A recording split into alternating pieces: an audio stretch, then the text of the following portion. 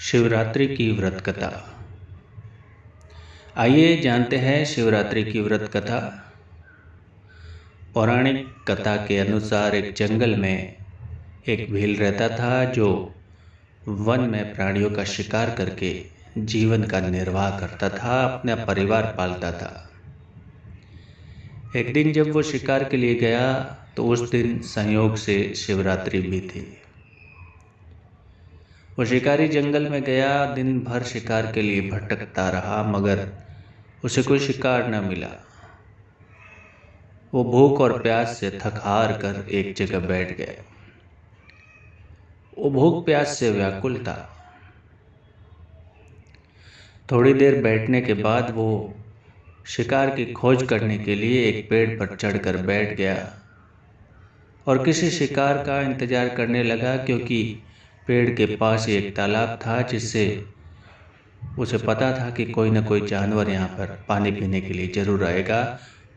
और जिस पेड़ पर वो चढ़ा था वो बेल का पेड़ था और उसी पेड़ के नीचे एक शिवलिंग था। रात के पहले प्रहर में एक हिरनी पानी पीने आई, तब उसने धनुष और बाण उठाया उसे मारने के लिए और उसके हिलने से, हलन चलन से शिवलिंग पे बेल पत्र गिर गए, जिससे न जानते हुए भी अनजाने में शिव की पूजा हो गई। और कहा जाता है कि शिव की पूजा अनजाने में भी हो तो उसका फल जरूर मिलता है। इसी तरह वो सारी रात पेड़ पर बैठा रहता है और उसके हिलने डुलने से बेल पत्र शिवलिंग पे गिरते हैं और अनजाने में ही शिव जी की पूजा होती रहती है।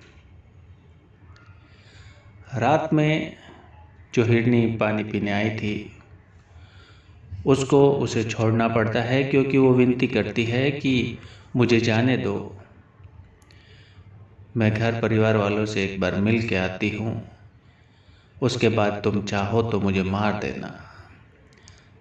और वो उसे जाने देता है। उसी तरह दूसरी हिरनी आती है, तीसरी आती है, इसी तरह वो अपनी अपनी कहानियाँ कहती है और वो तीनों को जाने देता है।